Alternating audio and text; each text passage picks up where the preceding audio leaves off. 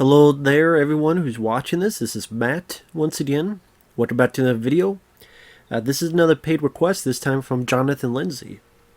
And for those interested in requesting any type of videos, topics, reactions, commentaries, reviews, re-reviews, what have you, feel free to send it either directly to my PayPal or join my Patreon. Both links are down below in the info box.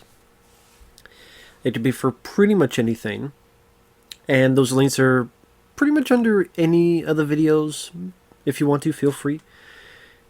Now, he wanted me to do a commentary on the 1984 film Gremlins, which you can see here. This is the, I forget what edition this is called. Kind of very different type of case, because you could kill someone with this. Like, seriously, these are very sharp, and it's like hard. I mean, fucking hard. You do really hurt someone with this, and these are sharp as hell, these edges. And this, there's the movies in there, which I'm going to be watching for the commentary, and then you have a special features disc. And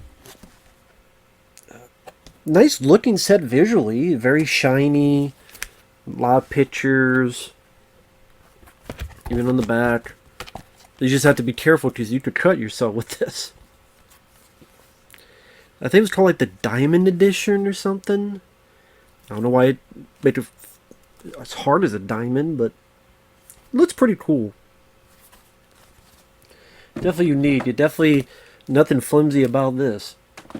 Anyway, let's get to it. I have a pause at the beginning for those who want to follow along. 3, 2, 1, pressing play. And we're 3 seconds, 4 seconds, 5 seconds as the Warner Brothers logo comes up. And pretty much the first 5 minutes we're going to have this build up where the dad buys a present for his son Billy. And looks for it in Chinatown here. As we get this introduction,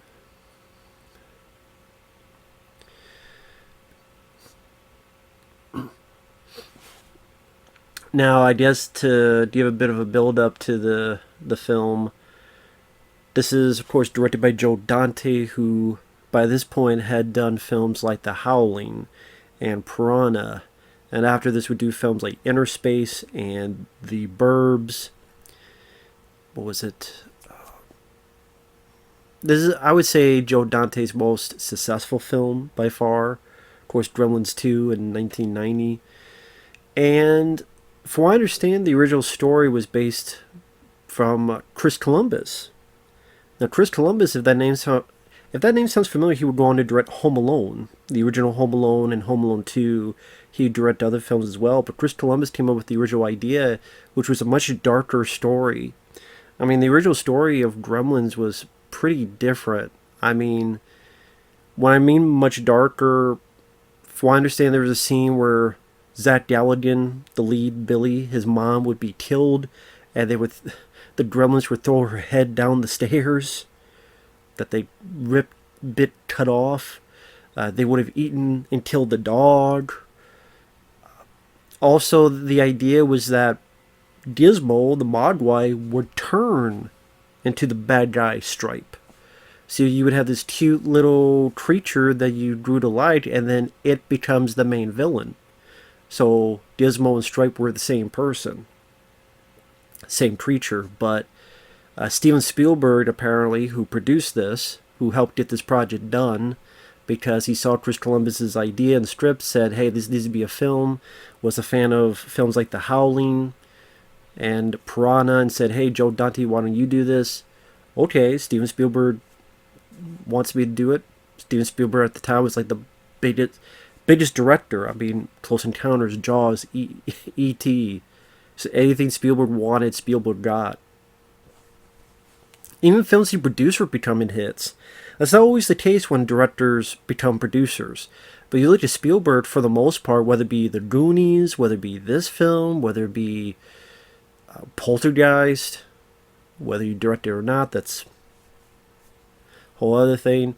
They become big hits too. So anything for the most part, Steven Spielberg was attached, other than, Twilight Zone the movie, became big hits.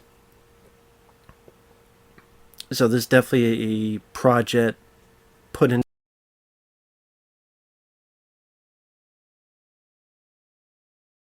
Spielberg wanted that change where no, let Gizmo and Stripe be two different creatures. And some people say that helped with the success, and I agree with that because people remember and enjoy Gizmo. He became a character people enjoyed and liked, and cared to see him throughout the picture, let alone in Gremlins 2, when of course he had a bit of John Rambo in him, which I appreciate. Is obviously I'm a big Rambo fan, at least the first four. Well, critically, I do like the set design and all this.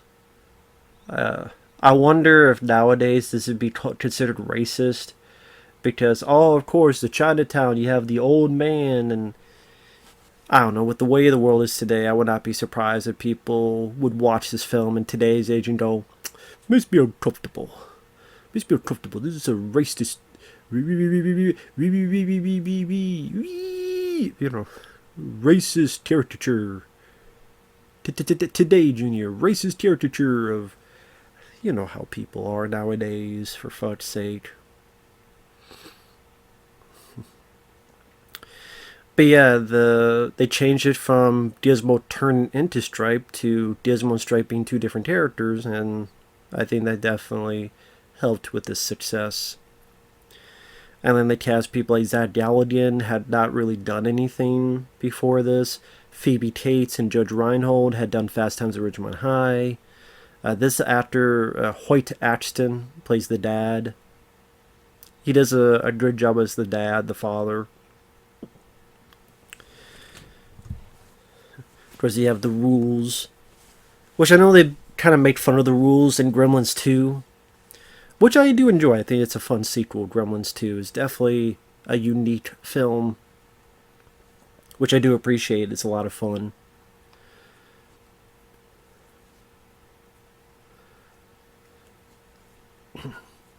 And of course, yeah, it is a Christmas movie, so hence why I'm sure Jonathan Lindsey requested during the Christmas month. Now, of course, obviously that's a ode to Raiders of the Lost Ark, Rocky and Ricky Rialto, and the way that looks. From what I understand, this is the Universal backlot, I believe. I remember reading up somewhere that this is around where they were Back to the Future would be shot. Also produced by Steven Spielberg.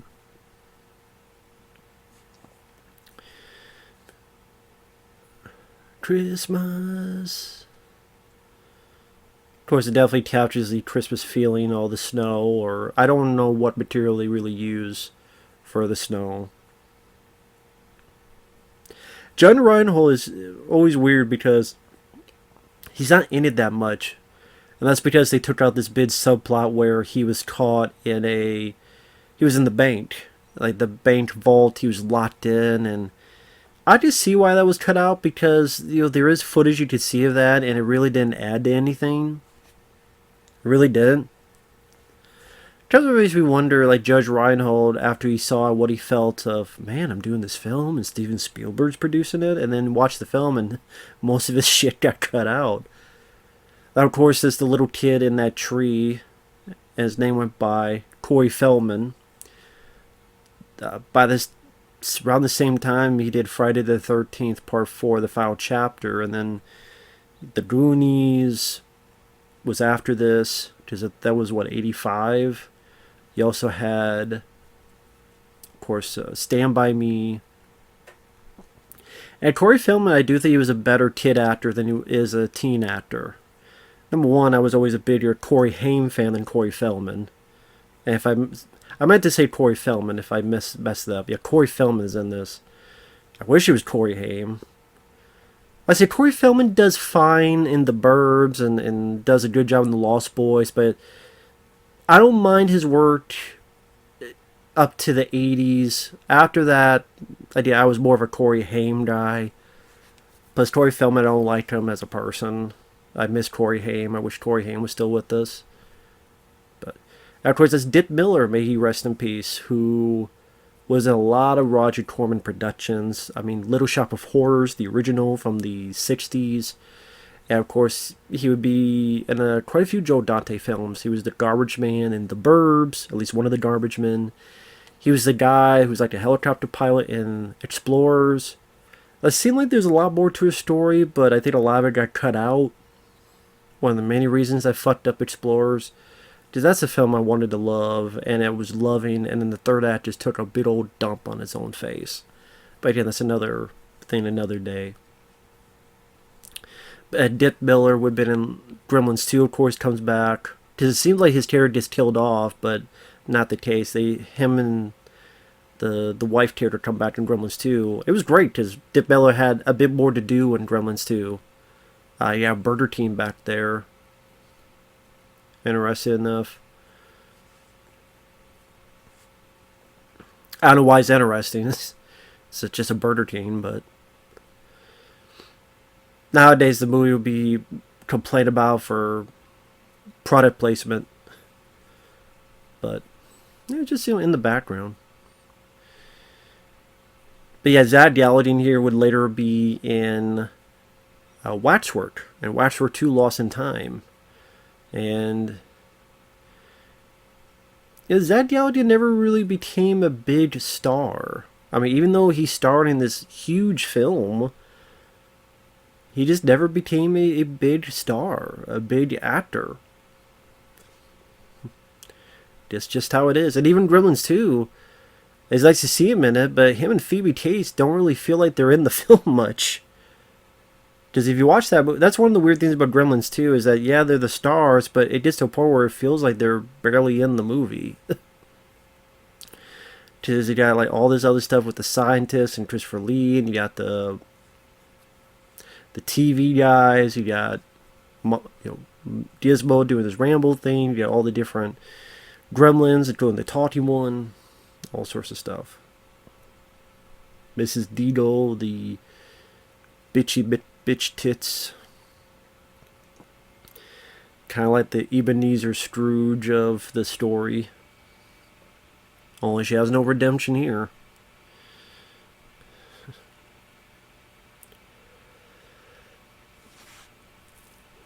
I mean, later on, Zad Gallatin, you wouldn't... I mean, he would pop up and stuff, but it would be like, I don't know, Hatchet 3. Or stuff of that nature.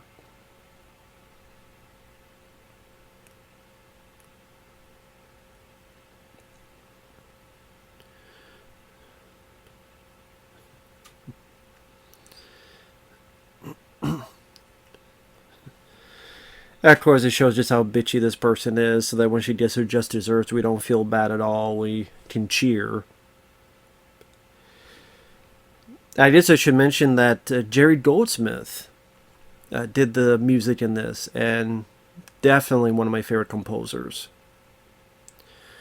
Whether it be the first 3 Rambo films, and Runaway, and various other movies, Star Trek the Motion Picture, Leviathan. Always been a fan of Jerry Goldsmith.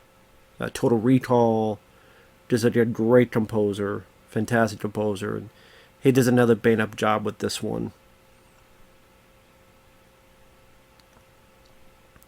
So, always been a fan of Jerry Goldsmith.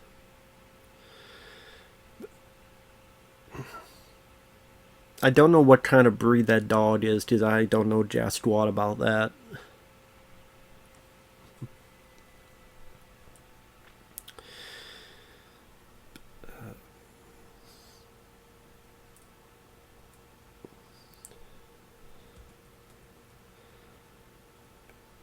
See, apparently the film cost $11 million. Trying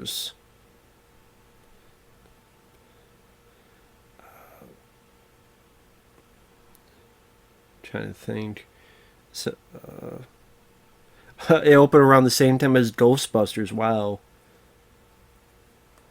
But then, I mean, look at that year. You had Ghostbusters, you had this movie, you had Beverly Hills Cop, you had Indiana Jones and the Temple of Doom.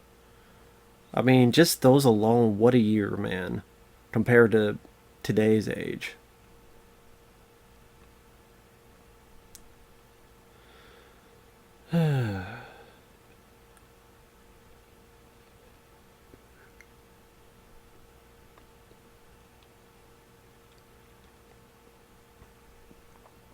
Oh my god, I wish I didn't read this. Why did I read this? I'll get to that in a minute. Some stupid... That guy there, I believe, is Chuck Jones, who's was at the bar with Billy. Chuck Jones, of course, famous for the Looney Tunes cartoons.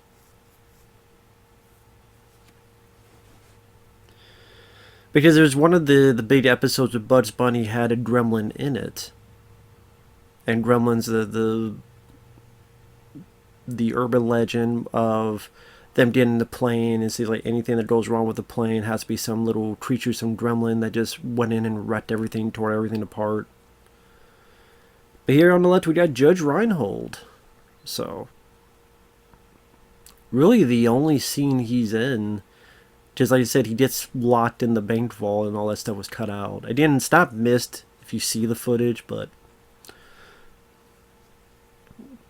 again, it's just interesting when you look at it, you go, well, there's those two from Fast Times at Ridgemont High. Well, of course, here is playing much more of a dick licker.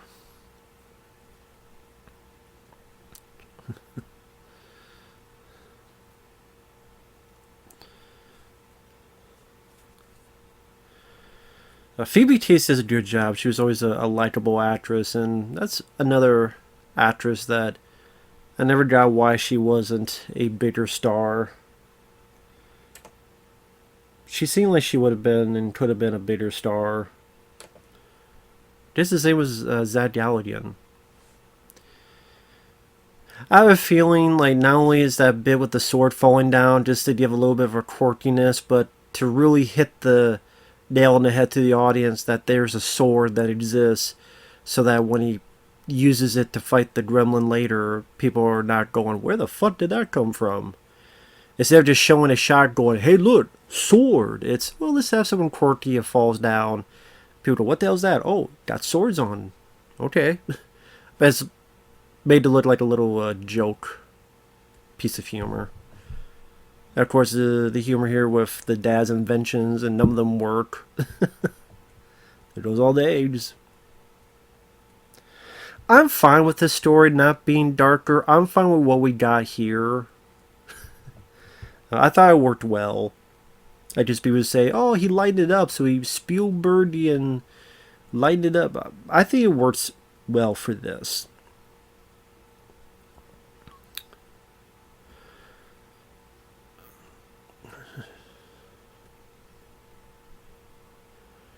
Oh, that's It's a Wonderful Life on TV. Which I have seen that, and I did not mind the film. It's a Wonderful Life. I believe the review of it is still up on the channel.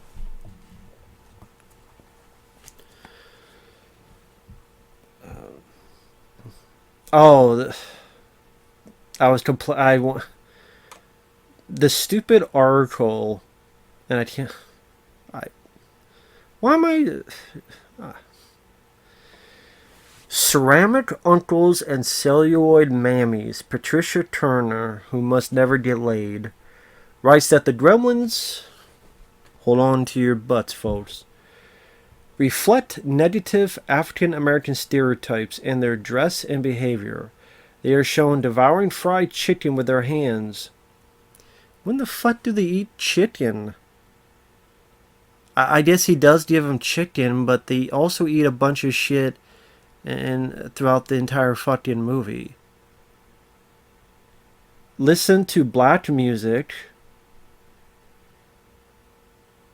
I mean, is it, quote, black music? I mean, to be just music.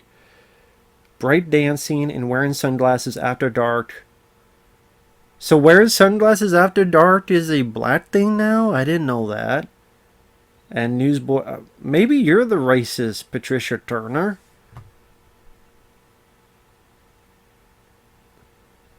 That the choice of the film's only African American character as the first victim suggests that his punishment may be pursuing a place in predominantly white society. Oh my god, man, please shoot me in the face.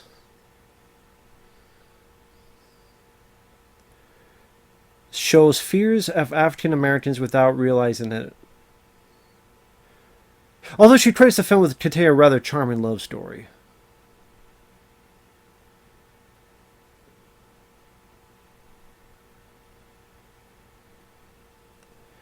Turner also claims that the origin of the Gremlins with the Chinese theater suggests that no one in the dominant culture is to blame for the havoc wreaked by the unruly aliens.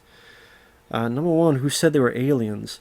Number two, yeah, Billy, the white guy, is to blame because he didn't follow the rules or he didn't pay attention. And that's why he apologized at the end. You fuck nut. There's Gizmo, which I really like the effects of it. Obviously, I think the up-close shots are like a much bigger head to get more specific animatronic movements. But you can't replicate this with CGI. You cannot get more real than real. That's what a lot of people don't get nowadays. It may be tougher, it may be harder, but again, you cannot get more real than real.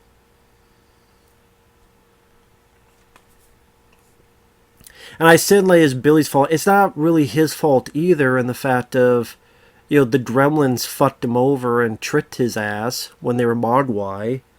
But if there's a closest person to blame, I guess Billy. But again, it's like he didn't do it on purpose. He was trying to follow the rules and they fucked him over. So the Gremlins are the Mogwai are to blame. Like, God damn, like people. Patricia Turner, you probably don't get fucking laid. Your hand doesn't count. Actually, she probably can't find it with her fucking hand unless she's so goddamn fucking pissed. Fucking idiot, moron, dumbass. Fucking shut the fuck up, Patricia Turner. The film is not fucking racist, and the Gremlins don't represent the fucking African American community. Shit. God damn it.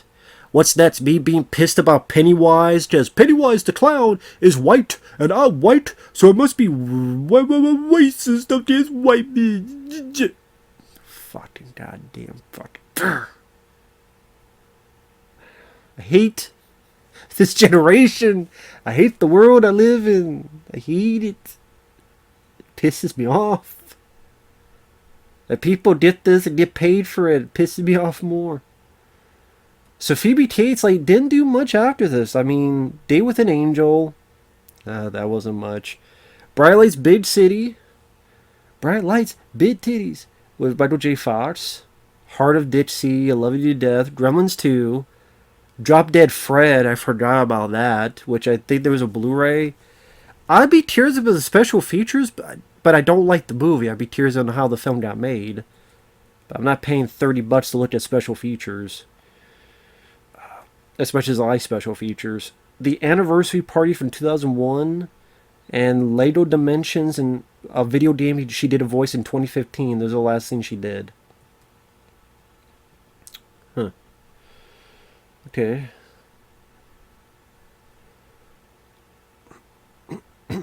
She opened a boutique, Blue Tree, on Madison Avenue, New York in 2005. So I guess that's what she's doing.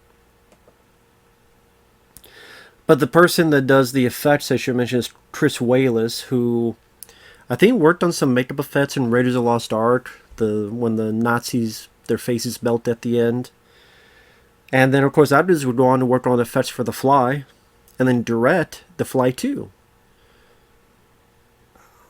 After The Fly 2 directed that, I don't think he did much after that. I think he did a little bit of work on Naked Lunch for the effects.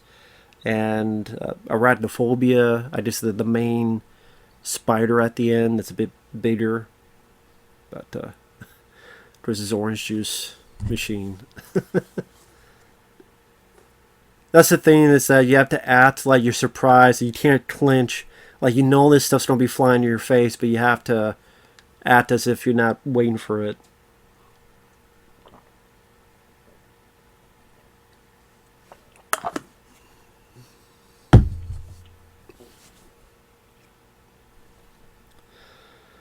I'm a bit surprised that Corey Feldman is not in the film more.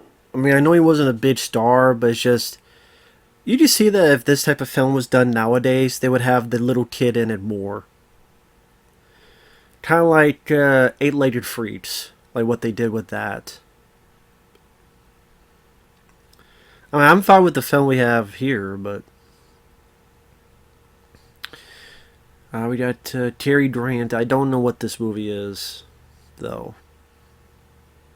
Of course, this is a reflection of what Gizmo will think about later. I do like the close-ups of Gizmo. I think they look really, really good. And the voice of Gizmo is Howie Mandel, who, of course, what was it? America's Got Talent. He's been a judge on that for a while.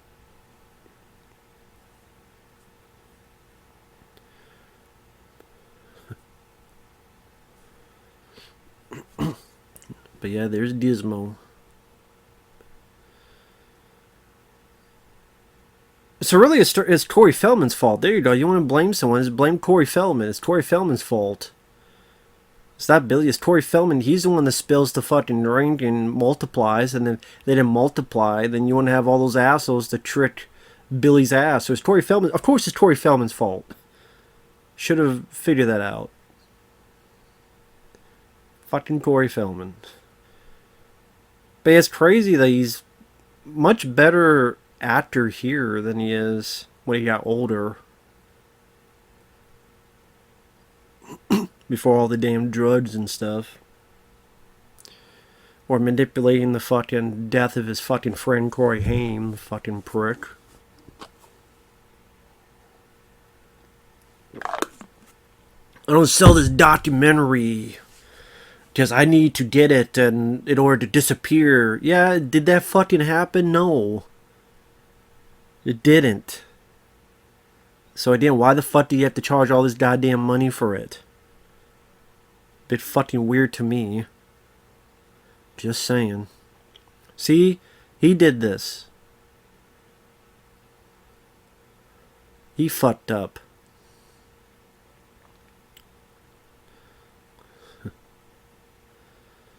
He's having an orgasm. That's why he's making those noises. That's him popping. Popping his loads. They're just very hairy. We'll pop some more loads.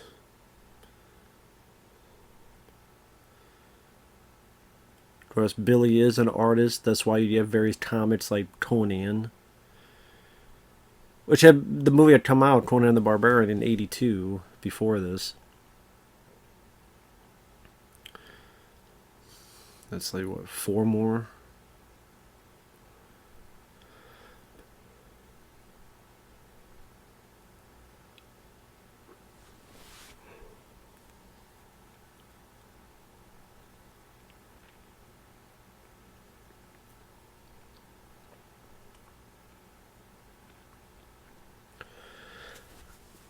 And I will say, even in the sequel, they did get even better with the practical effects, where they made like each Mogwai look different in facial structure, and one a lot with like the Gremlin spider, the spider Gremlin, and all the other different types.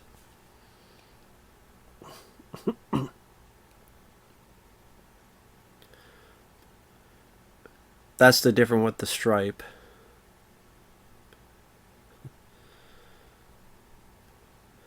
Now, I think that one, Stripe, is voiced by Frank Welker, who is Fred Jones on Scooby-Doo, and Ray, the voice of Ray in the real Ghostbusters cartoon. I think for the last long while he's been voicing the Scooby-Doo character, the dog.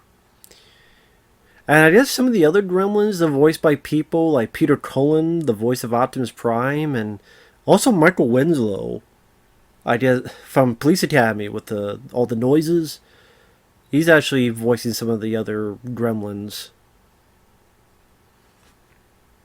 Interesting enough.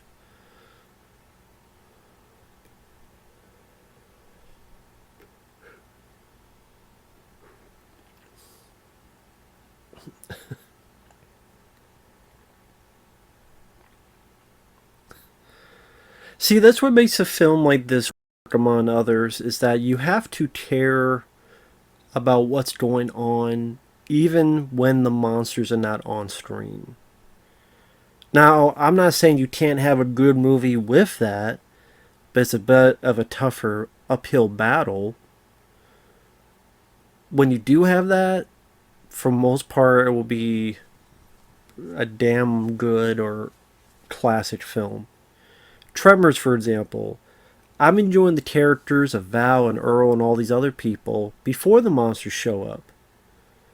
So then when the monsters show up, it makes that even better. It's like another good that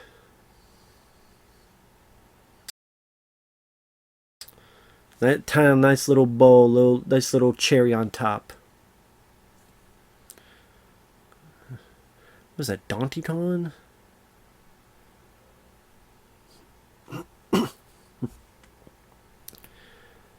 Yeah, a little Tickle Me Elmo.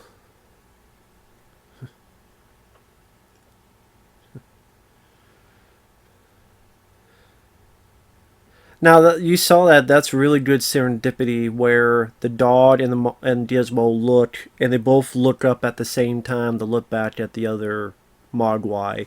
They look down, and you see like in unison they both look up, and like that's serendipitous to have that timing. Now, of course, these are guys that don't want to fuck over Billy and fuck up the alarm clock. Of course, here, like I said, there was a in the original strip they ate the dog, and here that's not the case. It definitely made it more appropriate for kids to watch it. But even with that said, as you know, an adult, it still has a nice, charming quality to the story, the music, the practical effects. I wonder if nowadays you probably could not do this because it'd be labeled animal cruelty.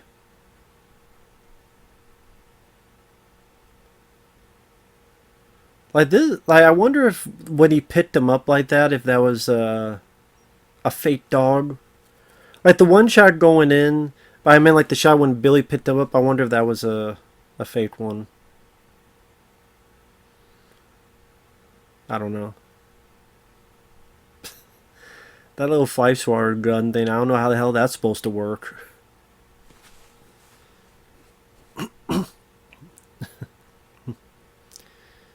Fucking sludge and...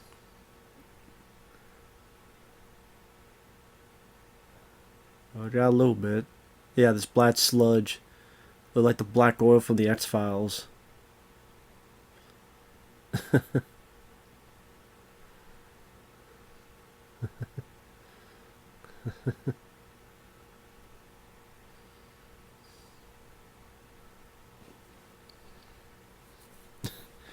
That's what I mean. Like the characters are likable, and it seems like a very loving family. Like the father and the wife and the Billy. The likable people they can hang around with.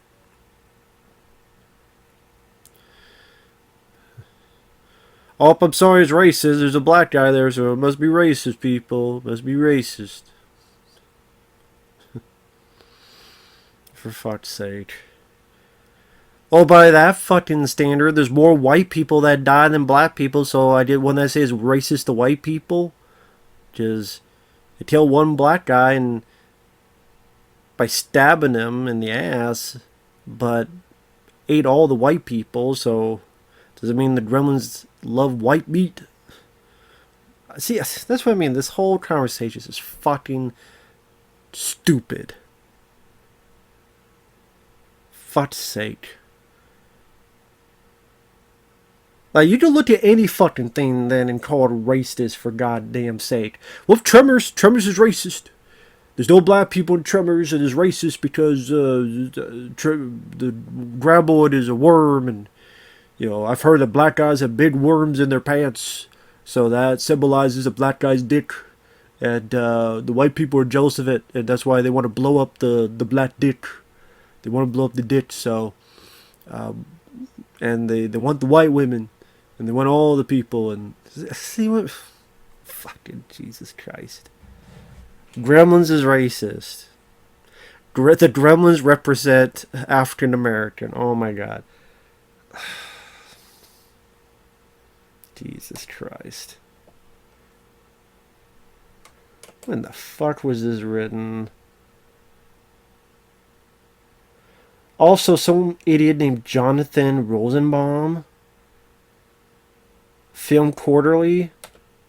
Jesus. You're fucking stupid.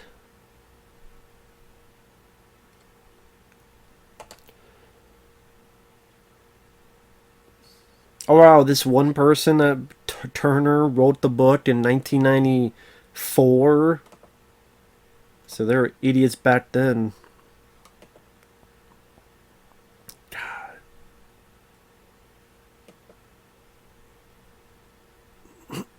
Fucking just dumbass people, man.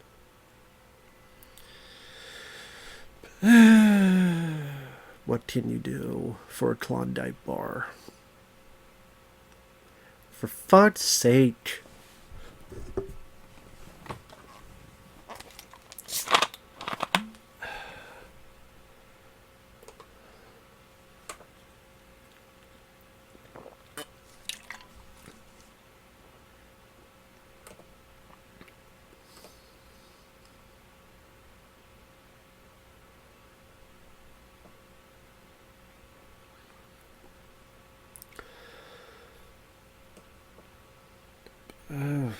Sorry, I just blinked out.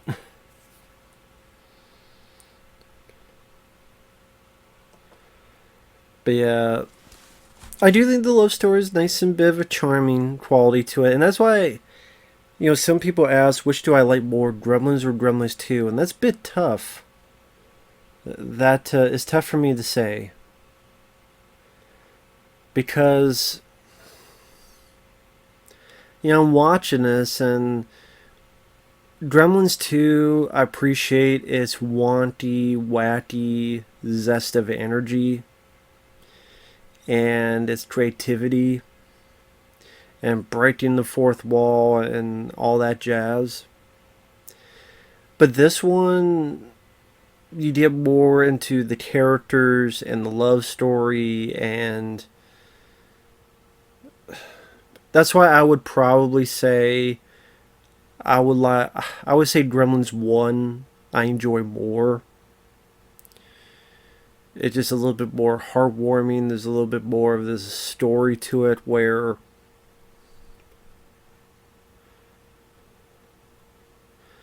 this is more of a story and the sequel is more of an experiment. And it's a fun, worthy experiment in the sequel, and I think it worked out well. Not in terms of box office, but in terms of, you know, just enjoying it. But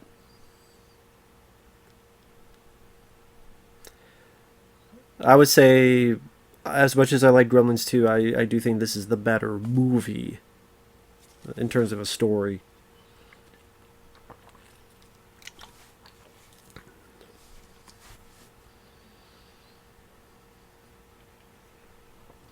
And this sweet, nice little love story is part of the reason for it.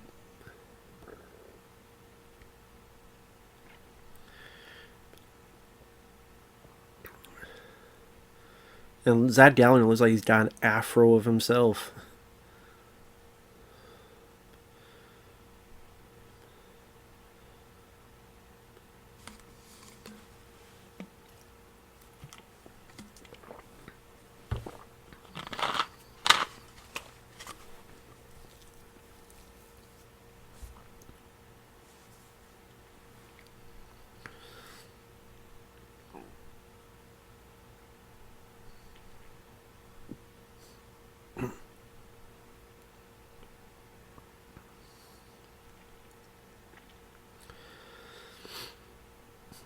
Ooh.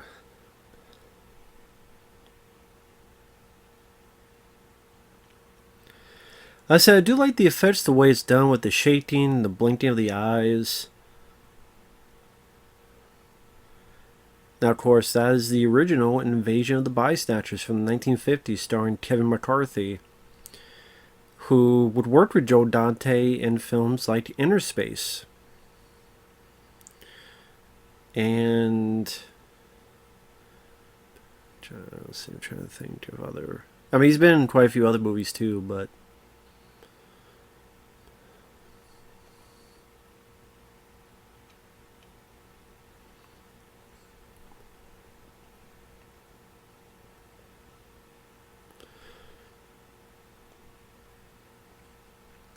And like I said, I know they made fun of that in the sequel. Like, why does it have to be midnight?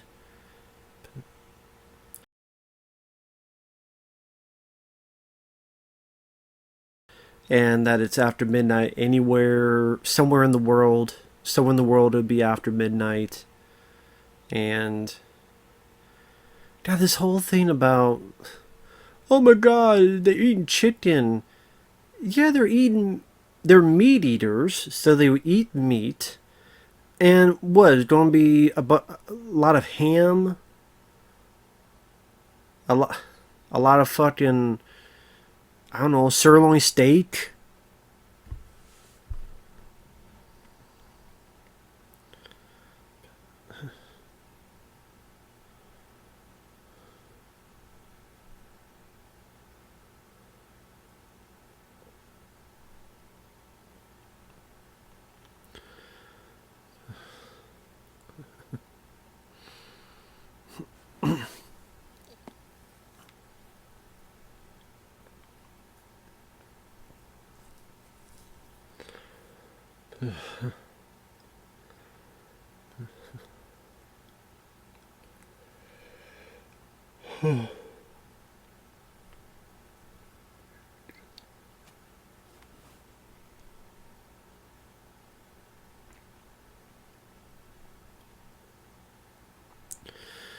I don't know why the fuck you would leave your sandwich there, like, overnight. That's a bit nasty. Like, the guy apparently left for the night. Or so you think, and unless you want to take a break or whatever, but, like, you leave your sandwich there. Disbo ain't enjoying the movie. Or he's scared out of his mind. That's the end of the movie. Yeah, look at Disbo. He ain't having it. Pleasant dreams.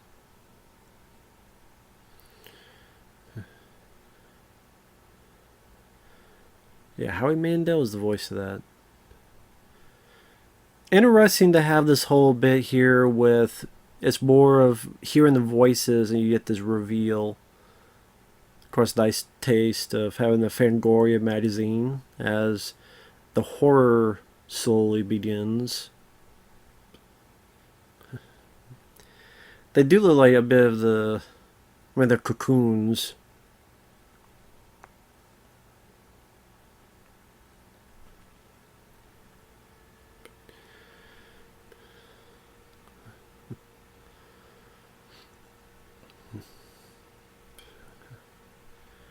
Up here is going to be...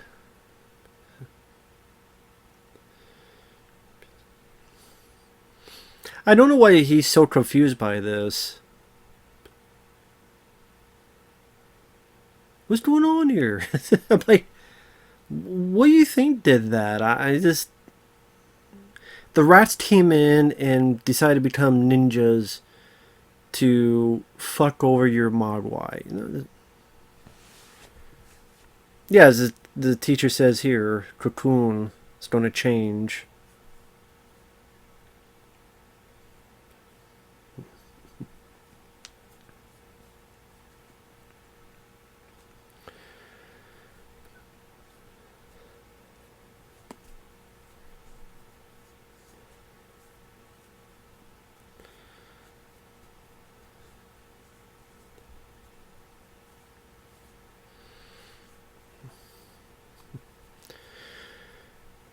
I mean, what's that? So they don't call Joe Dante racist because, hey, Joe Dante, I realize in your movies you don't cast a lot of black men. You know, Inner Space, I don't remember any black people in that. And The Birds, none of the kids were black. And And I was watching that one movie with the Howling. Don't remember any black people in that too. And the werewolves, they're racist too. That guy with the American flag, the sort of walking wheelchair, that was Steven Spielberg. And the guy with the plaid shirt behind, and he's now going down right behind Hoyt Ashton, that's Jerry Goldsmith, the composer.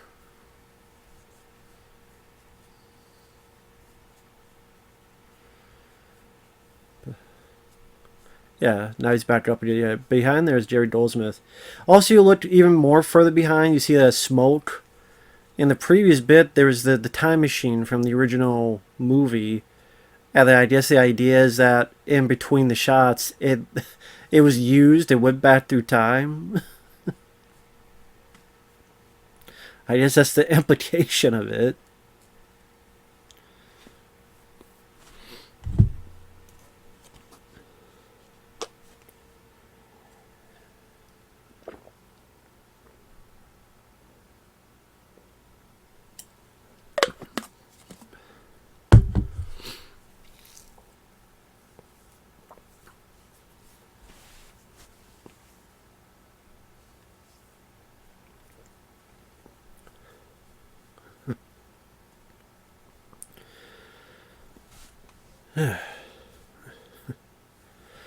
If you're not going to hate Mrs. Deedle now, you will after saying stupid shit like that.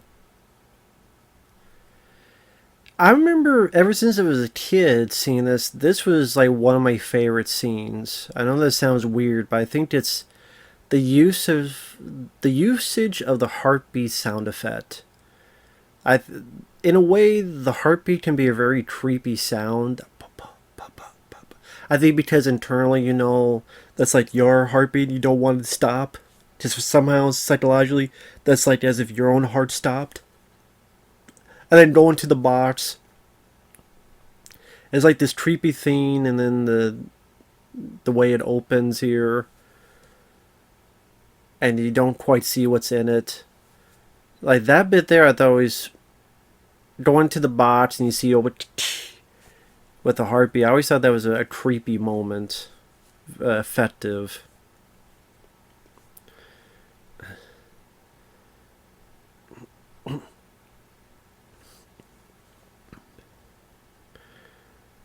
Now, of course, I mean, before the Gremlins are being very goofy and breakdancing, when you see stuff like this, it does seem like they're a very potential threat.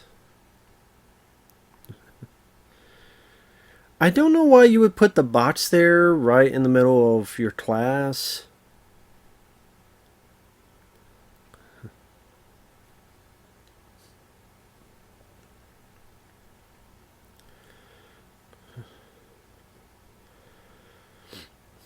I guess Corey Feldman saw this and liked what Corey.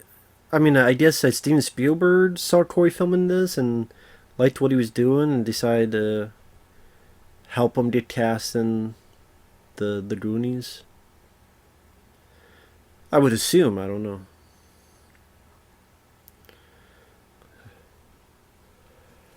Of course, like I said, Corey Feldman worked with Joe Dante again on The Burbs, but I think around The Burbs, that's when he was a bit more into his drug phase.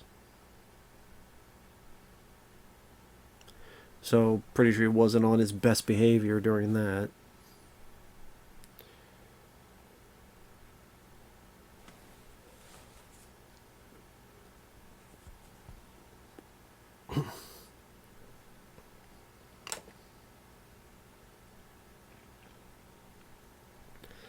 Yeah, Gizmo's scared out of his damn mind.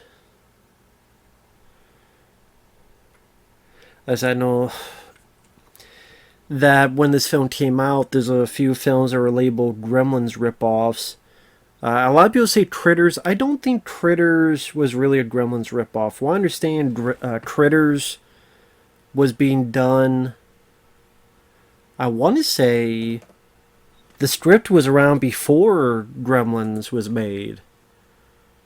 Now, I'm sure it got ratcheted up in the production because of the success of Gremlins, but if I understand Critters, that script was made before that point.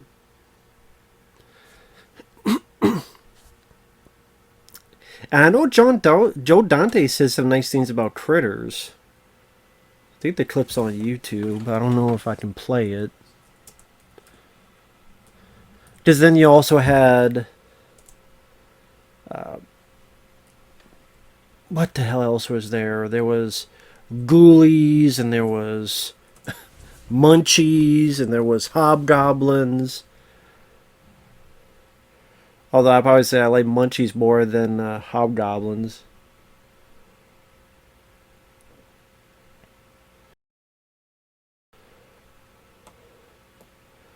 But still, what do I like more, this or Critters? I'd probably say this one. But I do like Critters. And I like Critters 2 as well. But yeah, I would say that Critters might be a little bit more serious compared to Gremlins in a weird way. I know that might sound strange, but both good choices. And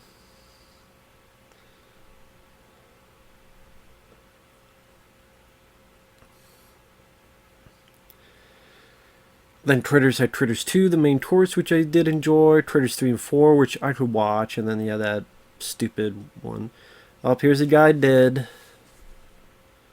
He's black, he's dead, so it must be racist, right? Such stupid fucking thinking, man. My God. So it could be the other way around. If I watch a movie and the white guy dies first, do I also call it racist? Fucking stupid. I thought it was a good choice to keep them hidden as long as possible so you don't quite know what the gremlin looks like. Even the advertisement, like the teaser for Gremlins, it was trying... And the poster, like the first poster of Gremlins, it was showcasing like just the box it was in. It was not wanting you to know what Gizmo or the Gremlins looked like until you saw the film. And of course, eventually there's another trailer where they, show everything. But I think if you watch like the teaser and like the teaser like posters, that sense of mystery that you can't get nowadays. You can't get them nowadays because with the advent of the internet, you find everything out in a matter of days. I mean, to be honest. And I think this right here is where you get your first big looks or the big surprise for the audience. There you go. What the fuck is that? You're trying to give the audience a good jump scare moment. And you can't show them, so just pan the camera, kick the thing open, make some noises. Oh, sure, the gremlin went in there and didn't move a muscle. Yeah, you feel bad for Gizmo there. Apparently there was some kind of thing like all the bad things we could do to Gizmo. In case doesn't throw him down the hamper or something.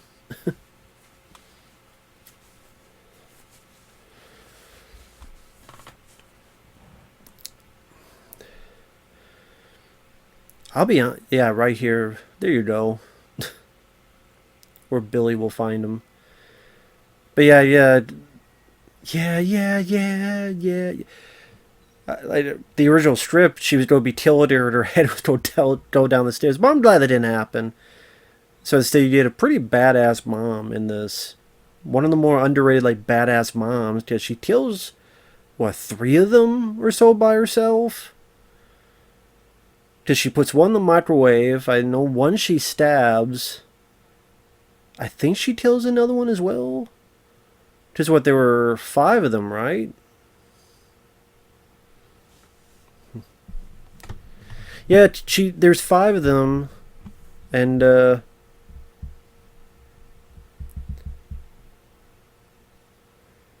to remember. Because there's this one here, and I'm wondering where this one goes. Well, actually, yeah. No, there's 6 of them. Because the teacher took one and multiplied, so there's 6 of them. 6 gremlins. There's these 5 here, and then one of them was duplicated again, so that'd be 6. So I'm trying, because I know they made it look like Stripe was the last one, but then he goes in the swimming pool, so that would mean there'd be like 5 more ready to get killed. I don't know if we see all that. Do you see what I see? I don't know the name of this actress who plays the mom, but she did a good job here. And one more underrated like badass moms. And Sally, after this whole scene, she doesn't really have much to do for the rest of the movie. If you wonder what I'm doing, I'm trying to look up her name.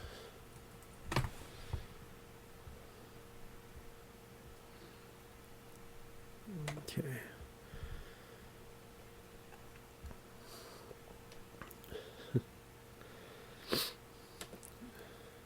You think you're not chicken shit? Come out here and fight me like a man. How about them apples, dick? Let me see. Frances Lee McCain. Took all our damn cookies. You piece of shit. Love the design work, by the way. The Mogwai, like Gizmo, the Gremlin, really cool design work.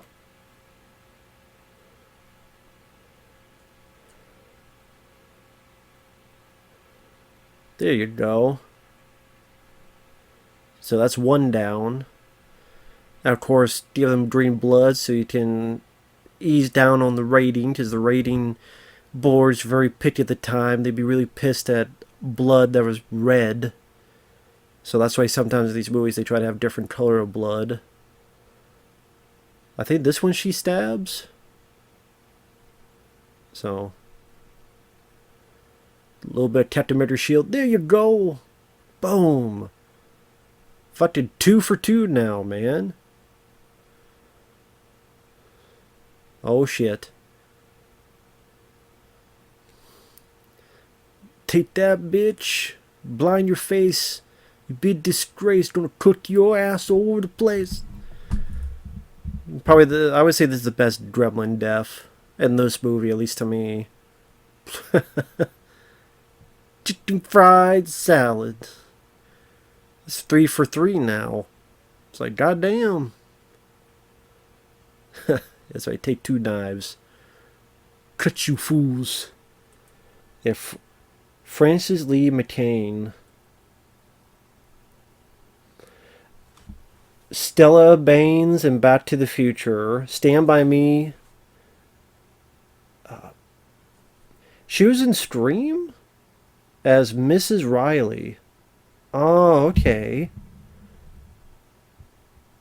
Huh. Last film she was in, 2022, End of the Road.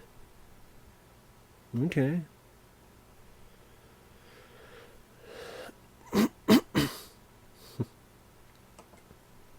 Interesting. So yeah, she killed 3. I think does Billy kill 1 here? So again, there's 1 at that school, and there should be 5 here. She killed 3. Oh, there you go there. Nice, the bright red eyes.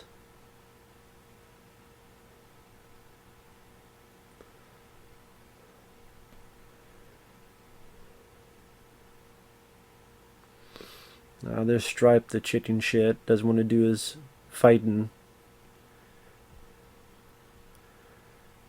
Yeah, she killed 3. That's 4. Stripe would be 5.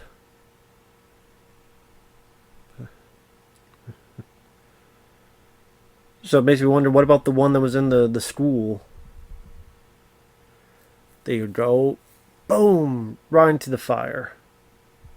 There you go. There's 4.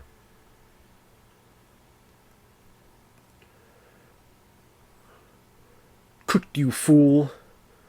Took you to the bank, Senator. The blood bank.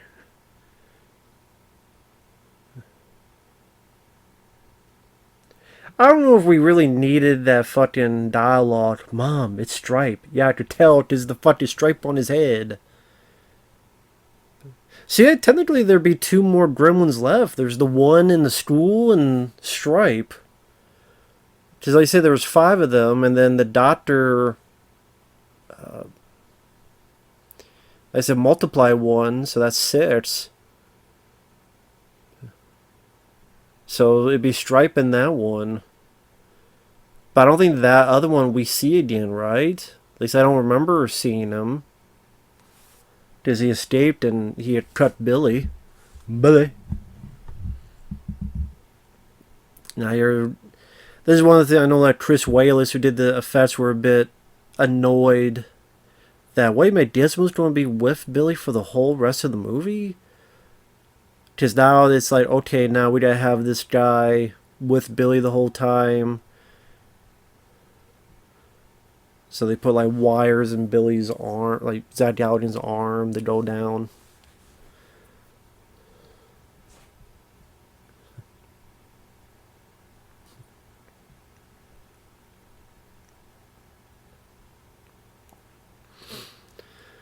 Guess that was a way to hide Gizmo so that you didn't see him carrying too much.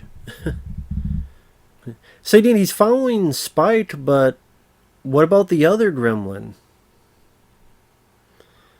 Where's the other one? I guess it doesn't matter because this is the one that's going to multiply. But I'm just saying, even if that wasn't the case, there would be one fucking more. Also, if it's them getting wet, how come the snow doesn't make them multiply? Because that's wet. You know what I mean? Like the gremlins walk through the snow. If they're outside, wouldn't like hit each other with snow? Like the gremlin, like Spiker just takes some snow and hit himself. He'd be wet. Just snow is wet. So wouldn't that fucking make it multiply the snow?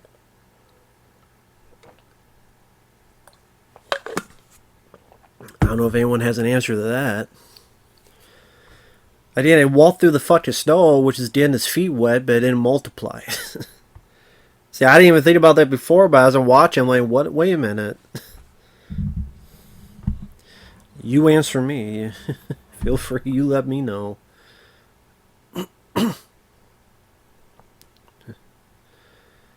There's a little love tap.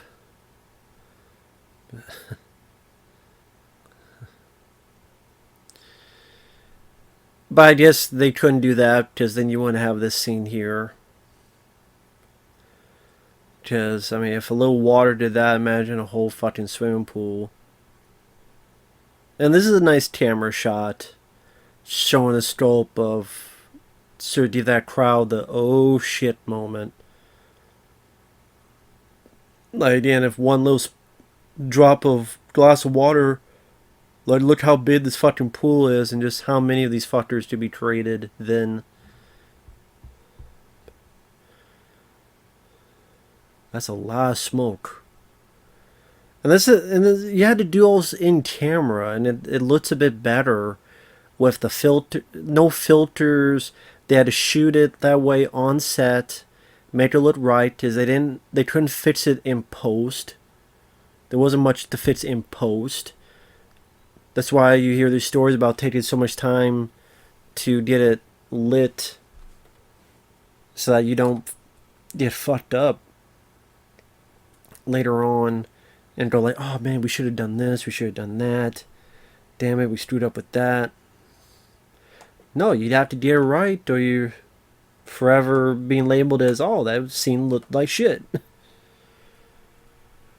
So the sheriff here is a guy named Scott Brady.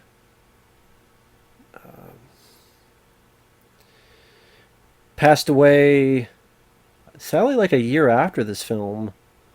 This was the last film he was in. He was in The China Syndrome. He was in The Night Strangler, the Kolchak TV movie.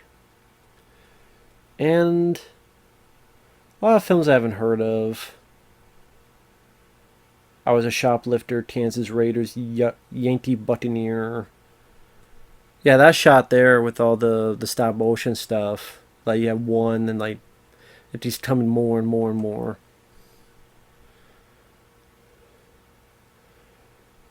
And of course, I should mention that deputy we saw earlier, and that's Jonathan Banks. And if he looks familiar, he was the cop who did Nolte's partner at the beginning of 48 Hours.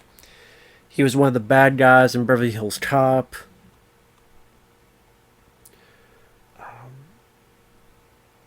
He's been in a lot of stuff. I think he would get a bit more fame in, I want to say, in Breaking Bad, the TV show. He played, what was his character's name? He was on this TV show Wise Guy back in the day with Ken Wall. Mike Ehrmantraut in Breaking Bad. And sadly, this is the last bit with Dick Miller until the sequel. I remember when I first saw this, thinking that this couple was killed. I think you hear a piece of audio saying that they're all right or they're not dead or something, I believe.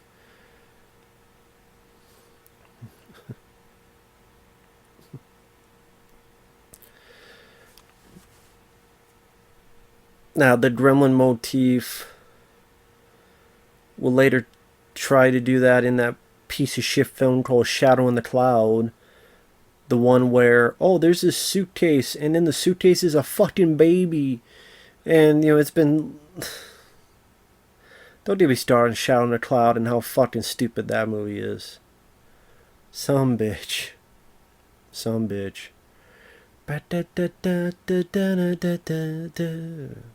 Jerry Goldsmith.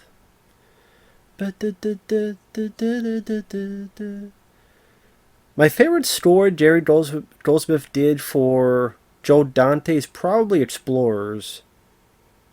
The score. Although this is a new one. See, the way this is done, like this trash, seems like they got hit and crushed.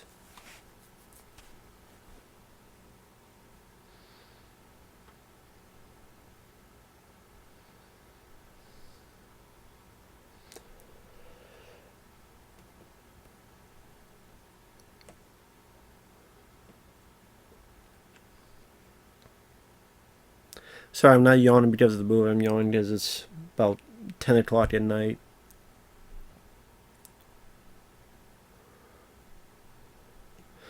Now showing a bit of the mischief going around the town. Shows us not just an isolated event. And trying to do it within the parameters of a PG rating, because there was no PG-13 back then. There was G, PG, and then R. And films like this, films like Indiana Jones and Temple of Doom, which were rated PG, but then parents were upset going, no, they should not be rated PG. And that kind of led to another rating, and a few films like Red Dawn implemented that PG-13 rating. There's Jonathan Banks. But, like, okay, if you see this creature, if I saw that creature, then I would believe there would be evil versions of that creature. If I see this fucking creature that's not a fucking cat or a dog or a Pineapple Express or a fucking turkey, I'd be like, oh yeah, there's probably an evil version as well.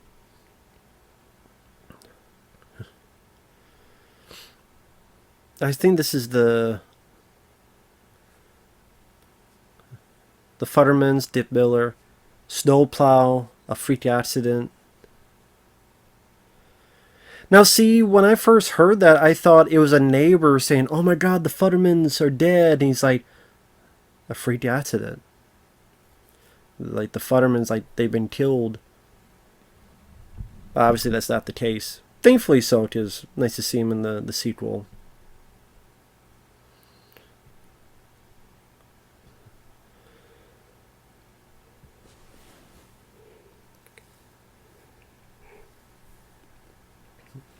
Let me see if this is the demo with Joe Dante. I don't know if you can hear it. Well, first there was Gremlins, then there was Ghoulies, and then there was Munchies, and then there was another one, Hobgoblins. when you have a picture that's successful, people want to immediately rush out on imitation. And I've been told by people who say they're in the know that the Ghoulies franchise was in the works during the making of Gremlins. I never bought this, but this is what I've been told. Anyway, the fact that the ad has the Ghoulie coming out of a toilet, I think probably expresses my feelings about the whole series. Since we're also talking about these spin-offs and inspired by Critters and D-Walls. Critters, that was the one I was thinking of. Well, Critters is actually a pretty good Gremlins ripoff. And Dee Wallace, who's in Howling, is in it. And Mick Garris did Critters 2, which is actually not bad. And the Critters themselves are actually pretty cool. So if I had to give my blessing to any of the ripoffs, I would definitely choose the Critters series. However, I feel remiss in criticizing anybody's ripoffs when my first picture was Piranha, which was a ripoff of Jaws, and so I'm not. I'm just to walk around and tinkle a bell and yell unclean all the time. And the thing is like Critters wasn't really a ripoff of Gremlins. Like Critters the script was around before this film came out. I'm sure that it's cool that he also mentioned like Critters 2. He said some good things about that too, and I like both of those movies. 3 and 4 I could deal with. They're not great movies. Here we have the pretty Looney Tune. There she goes. Pew. Hey, how do you do that within a PG parameter and gets a laugh? Could not have happened to a better person. Oh, wait a minute, that's a woman and she's white, so that must mean this movie must hate women. Or we don't put that too? Well, Phoebe Cates just tells a story about Santa Claus, and the other woman is a evil lady. I guess this hates women. It's sexist. And you know what? These cops are pretty dumb, so must mean that all cops are bad. See, I do that shit too, and it doesn't take much fucking effort. Fucking people.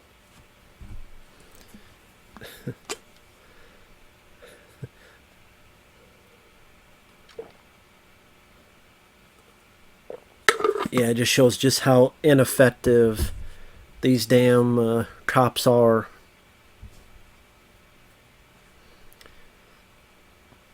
Because I think pretty soon they're out of the picture. Like, you never see them again. And it's kind of interesting when you watch it. It's like, okay, I think this is the last time we see Corey Feldman's character.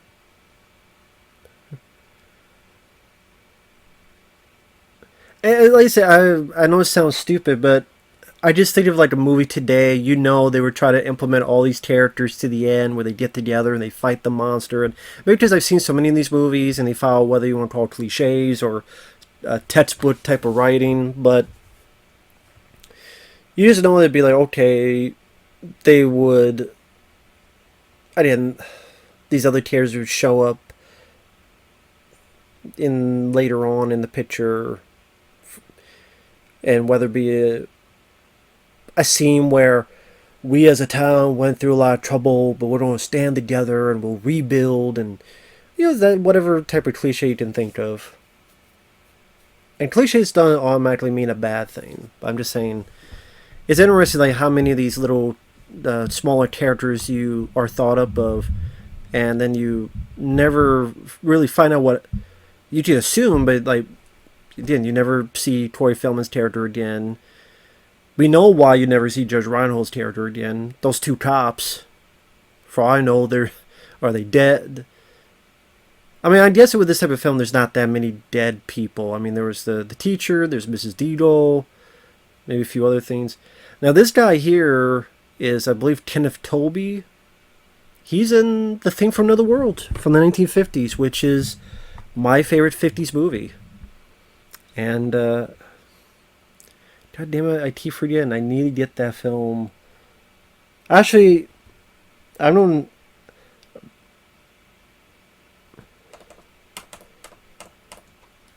So, writing this on the thing here. To remember, just at least download it and have it to watch later. Until I get the Blu ray of it. But yeah, that guy sitting down was I believe the star of the thing for Another World from the 1950s, which is cool.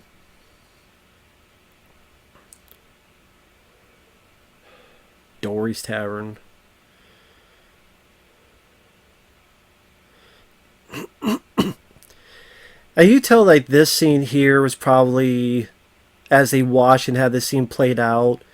When the sequel happened, they said, let's have a bit more scenes like this.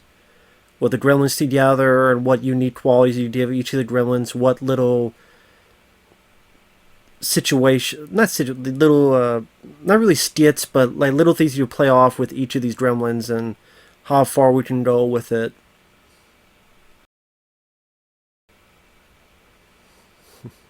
So according to that lady, these are all black people, huh?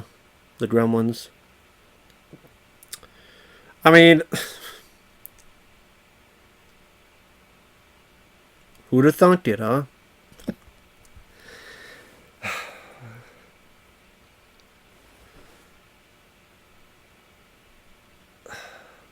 That's a cool practical effect, have the stomach extended as more of its belly gets filled up.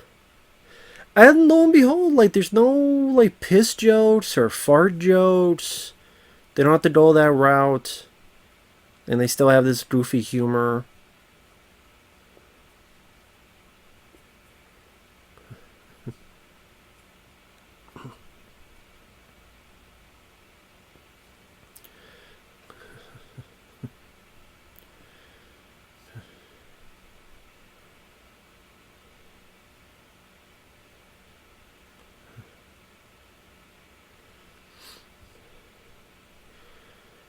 Yeah, it's kind of weird culture of these Gremlins. Like, they're willing to kill each other and just be perfectly fine and laughing it up. And like in a small set of timeline, like they have their own like character, personality, like just their own little stories, whatever the hell you want to call it. And I guess the irony here is that you have a puppet holding a puppet. Like, you have a creature being controlled by, like, puppetry, and they're holding little hand puppets of their own.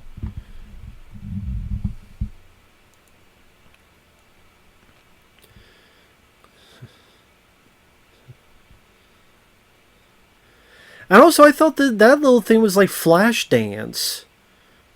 That break dancing. I thought it was like, it looked like trying to be the girl from Flashdance. Or that type of thing.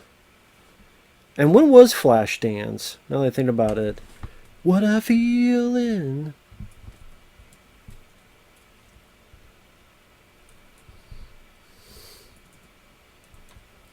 I'm just wondering when the hell was Flashdance?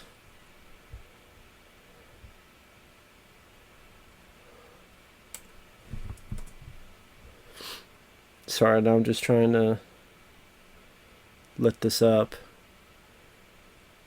That was 1983, so it's the year before, so that would make sense. It was like the big movie when this was being like written. So I thought the breakdance had nothing to do with African American. It's about Flashdance. That's why the person was dressed like the lady in Flashdance. The person, the gremlin.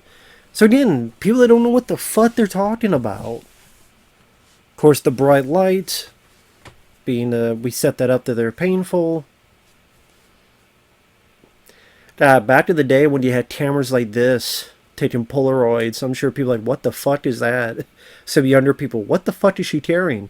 Sometimes we'd have these cameras and you'd have a picture right then and there. Nowadays with the cell phone, I'm surprised there's cameras at all because they're all in your cell phone now. Like every camera, I mean every cell phone is a camera that you take pictures, so that's why I'm surprised they still sell just specific cameras. Video cameras is a different matter, but actual cameras, I'm at least a bit surprised.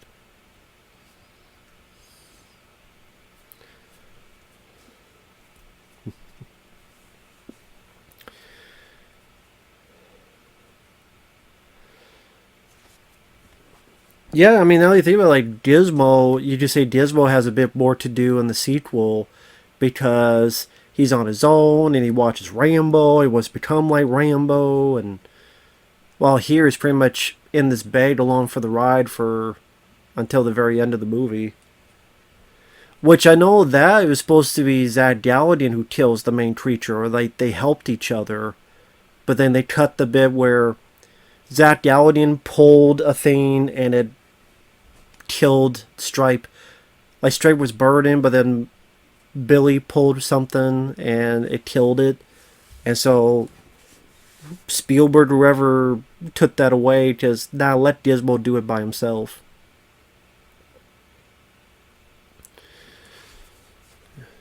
Yeah, this is where you get the Santa Claus story from Phoebe Cates, which is very much talked about a scene. I mean, I know that apparently the studio wanted this cut down and cut out, but the filmmakers had a big old fight to keep it in. I mean, it's a weird, very dark comedic moment about her, dad being stuck in the fucking chimney and dead and all that. It's a very dark, sad story. But I'll be honest, if it was taken out, it's not like it would change my opinion of the movie. I mean, it's a interesting, quirky scene, and it definitely gives a bit more of a look into Phoebe Cates. That's why I'm fine with it in. A little bit more where she's coming from. But I mean, if it was taken out, it wouldn't be like, oh, this movie sucks, 0 out of 10. But on the flip side, it is an interesting, crazy, sad, but kind of funny but sad story.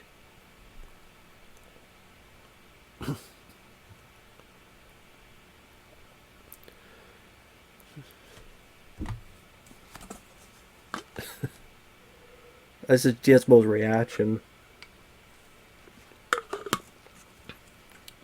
That's when I realized there was no Santa Claus. He was going to surprise us. He slipped and broke his neck or something. Yeah.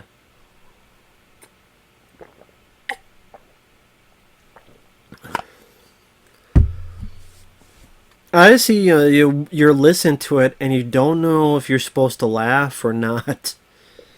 And that's kind of the interesting part of that scene. Like, should I laugh? But yeah, I feel bad if I laugh, and that little conundrum type of thing.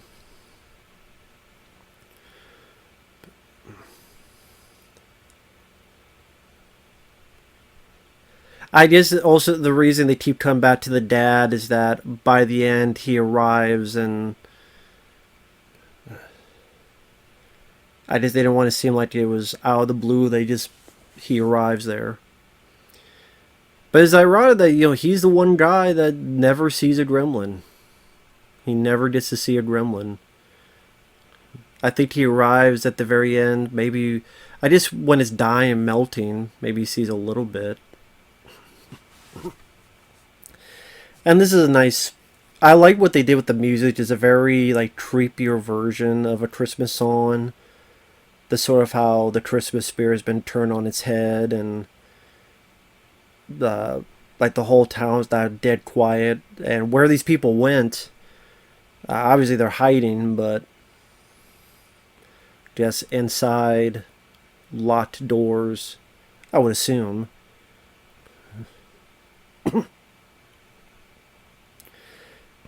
That's true, it'll be light soon, so they'll be up shit creek by then. I get a nice Jared Goldsmith music.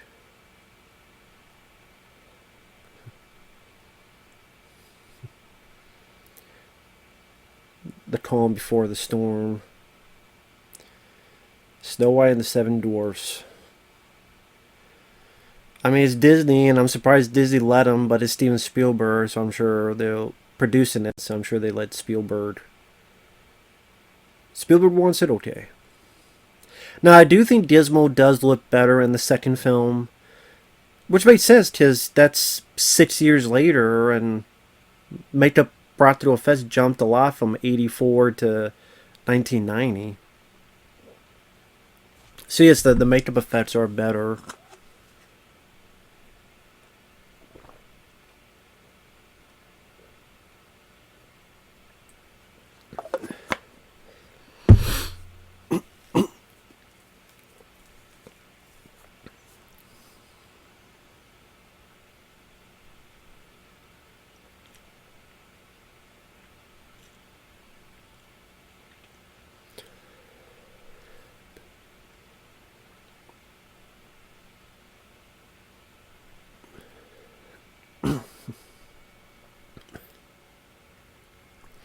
Guess they started the movie what in the not from the beginning.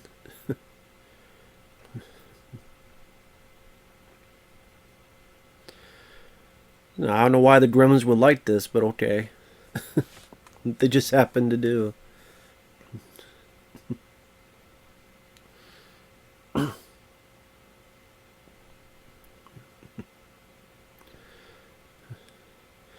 I guess they can relate to the Seven Dwarfs. What can I say?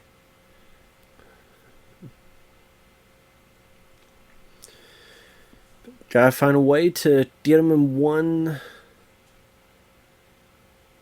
location, and they love it.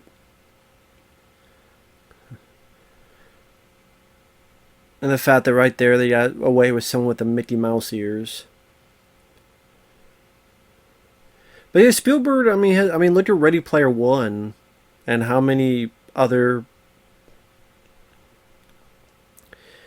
different type of characters are featured in that, and Spielberg's able to get what he wants for the most part.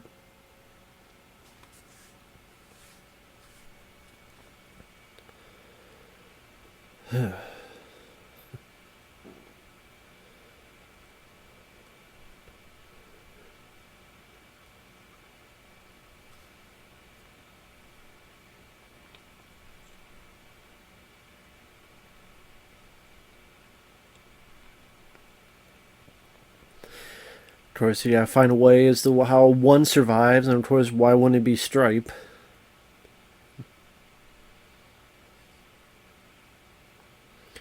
Needs Tandy, don't go across the way, gives Tandy. Come on, Billy. Belly. Put your fucking arms into it. Don't breathe that gas, and don't give me no sass, or I'll kick your ass.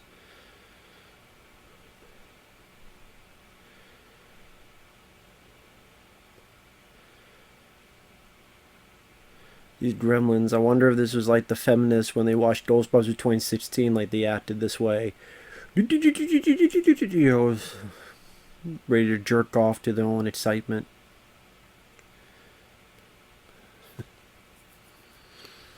Oh, now they're pissed.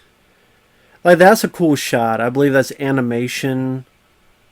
And then, boom, cut to the puppetry. I could be wrong, but like I could be wrong, but that's a shitload there. I'm sure Dismal's like, I don't want to spend the rest of Christmas. Put it to this fucking backpack.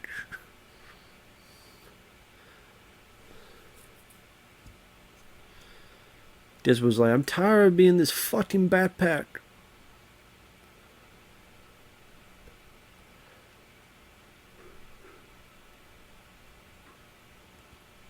So I'm guessing one of them is the gremlin from the school that killed that teacher. Because he really never really got his specific death, which is interesting.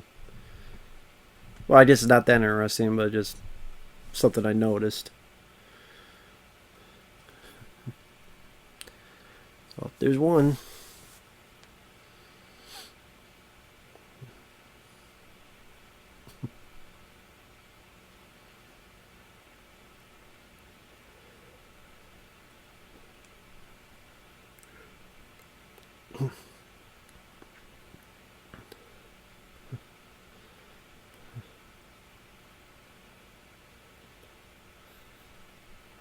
I'm laughing because I think the story was that Zad Downer was supposed to break that window, and you know that light that says Tandy?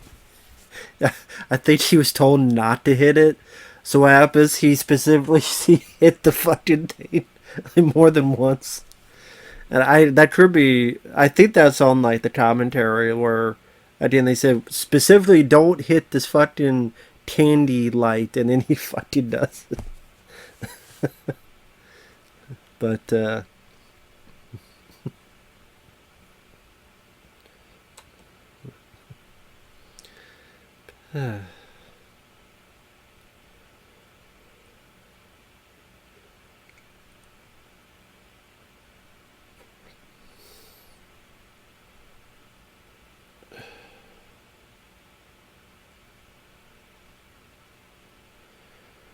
sorry, I'm just seeing if there's any trivia. I'll look at IMDb just to look at some stuff.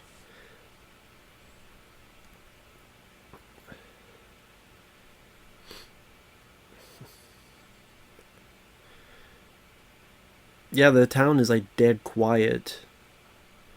You don't have anybody in the streets doing anything or checking out the explosion or anything. They're just completely locked in. So this is just a 7.3 on IMDb. And yeah, you look at the poster on here. Cute, clever, mischievous, intelligence, and dangerous.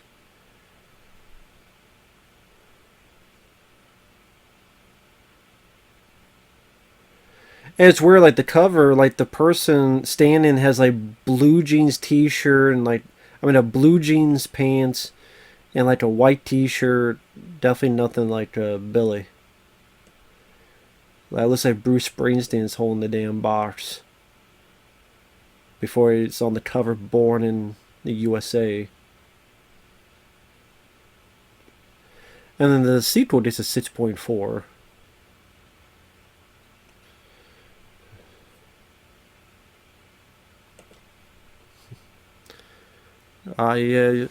Yeah, Garfield and Bugs Bunny and I think E.T. Yeah, of course, right by the E.T.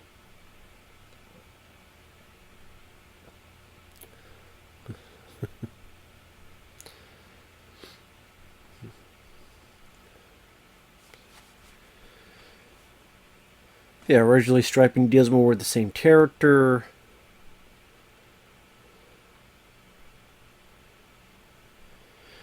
Zach Gallen said all the Gremlins were animatronics, each costing between $30,000 to $40,000. When everyone left the lot for the day, security would have everyone open the trunks of their cars to make sure they weren't stolen. Ooh, shit. Pretty good aim. I mean, pretty good with that saw blade.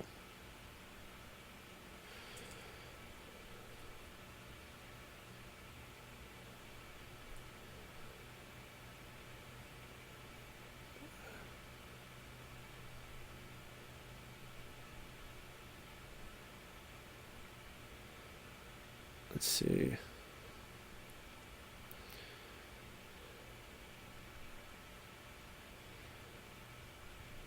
Sorry, just looking through here.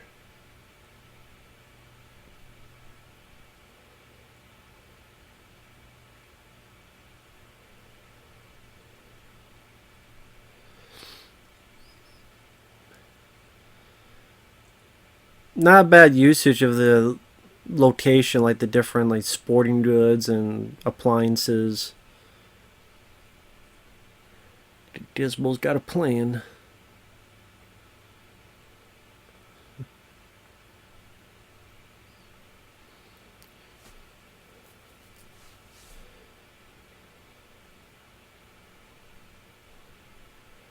Ooh, right in the arm.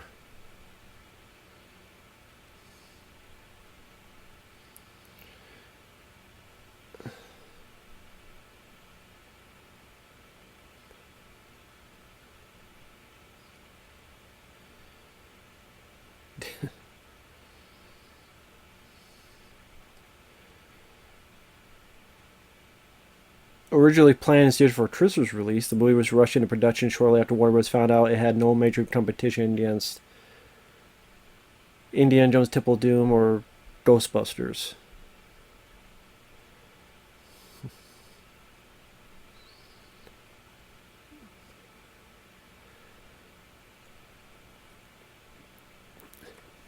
But this is a pretty decent like back and forth between Zach Galligan and Stripe.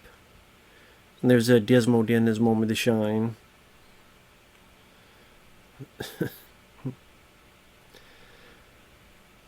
I mean, I don't know if these little Barbie cars are really like meant to be driven this way, but you know, it's a movie.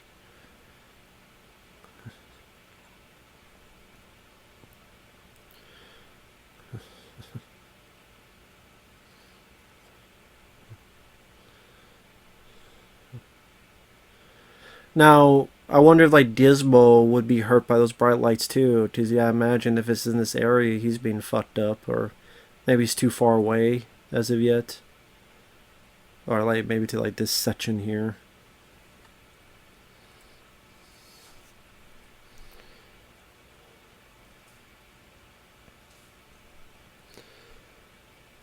Dismo was the inspiration for the Furby. God, I remember that from back in the day.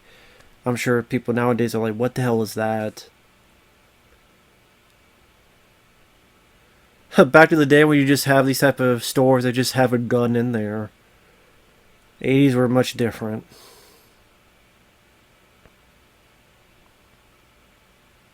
Compared to today.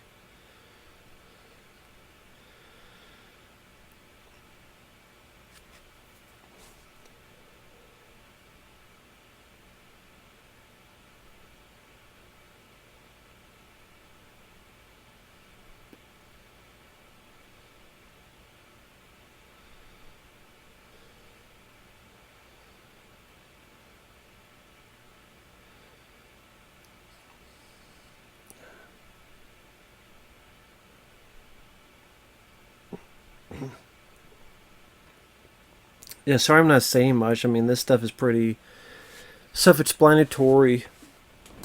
Interesting, like I said, that, you know, Billy's doing like all the fighting, but Dismo gets all the glory.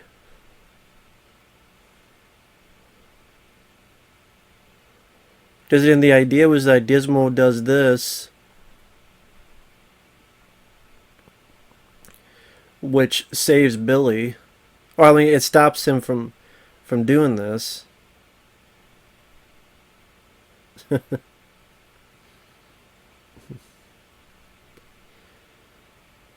then Billy finishes the job.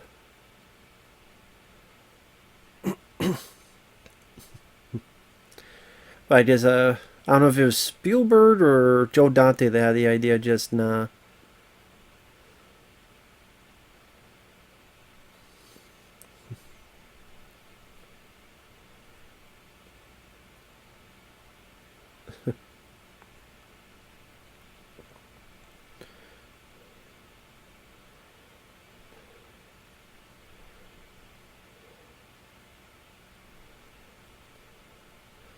See, that's why you see Billy there, and like his hand goes down a bit. Like if you go back to Zach Galligan has his hand like this, and he puts it down. That's because he did that to finish off. But I guess they just figured they wanted to have Gizmo get the kudos.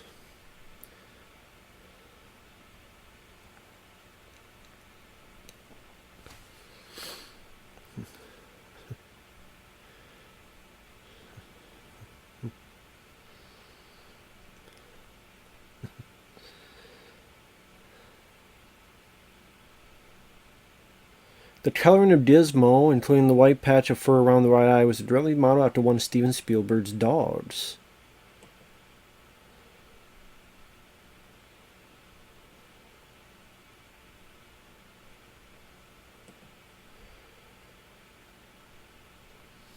Let's see.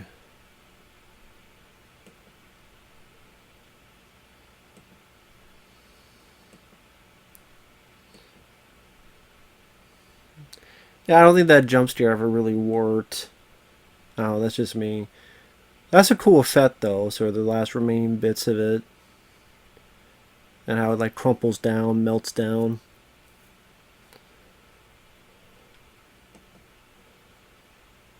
And the dog, it got some good reactions out of it. Right there is like, nope, fuck this.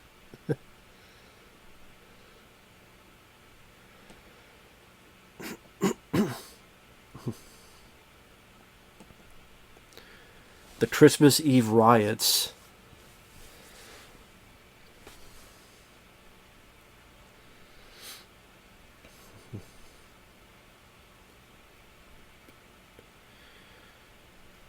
Mass hysteria for the escalating series of unexplained events. Yeah, this old town all up in flames.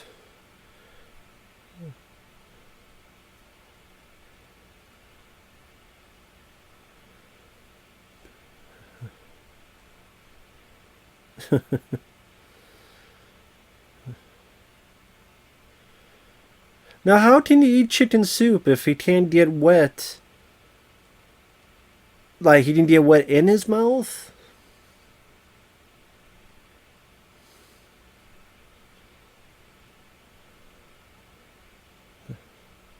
Oh, was that his money that he threw back? The guy dropped on the couch. Was that his money?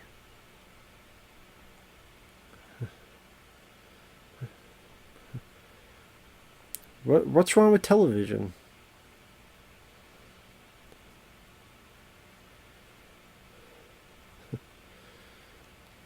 I think he did give back the guy's money. That's what he dropped.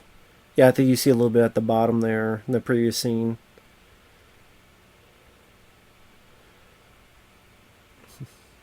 Well, speak up, Billy. Say bullshit. I'm gonna keep this motherfucker here. You get the fuck out.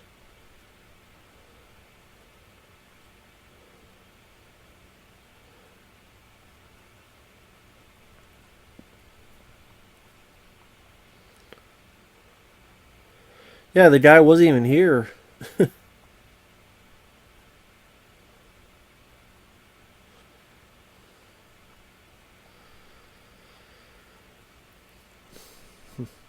Blame Corey Feldman. It's his fault. Hoyt Axton didn't do anything. He wasn't even there. Even Billy wasn't really his fault. It was Corey Feldman. Blame him. It's his fucking fault. That little shit.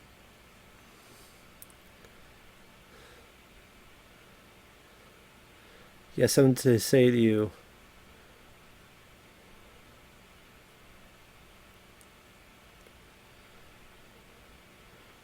He says, go fuck yourself.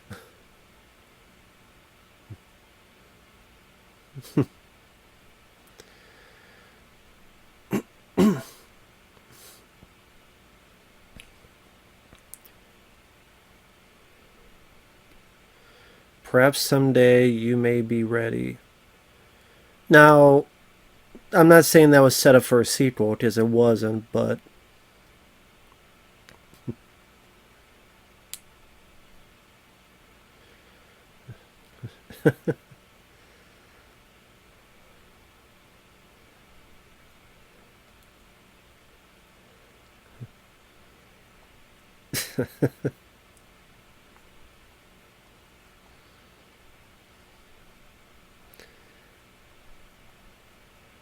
I'm sure he threw that away as soon as he got home, smoked his ashtray. But yeah, you never find out like what happened to the other characters. I guess they figure who cares. I guess that's why they cut out the judge. I guess for the most part that's true. It's not like you have a lot of people complain about that. And the way this ends does end like a bit of a fairy tale quality ending. In a way. I just because of the narration. Like a bedtime story. Back in the day when you had matte paintings. And yes, that is a painting, but I still think it looks really nice and really cool. Really gorgeous. And you can't do that nowadays. Now it'd just be CGI. There just might be a gremlin in your house. Place got fixed up well after all that craziness and fires and stuff. But yeah, that's Gremlins. Gremlins to me is still a classic film. It's still a damn good movie. I still quite enjoy it. Good Christmas movie, monster movie, likable characters, nice sweet charm to its love story, good practical effects for its time. Has some nice, yeah, Michael Winslow from Police Academy, Peter Cullen, voice of Optimus Prime. There's some of the voices of the Gremlins. Barney the dog, name is Mushroom. Mushroom? Hell, the character name is a better name for the dog than Mushroom. Fuck would you call the dog Mushroom? What's that? It's calling the puppy Fungus. But yeah, I enjoy the sequel. I enjoy this one. You don't need any... I know they're trying to do that Gremlins... What is it? TV show? Whatever the fuck it is. It's not needed. Don't need a Gremlins 3. Just let it go. Like a lot of these franchises, just let it go. Please just let it go. Now, if you're wondering what this edition, what's on it is,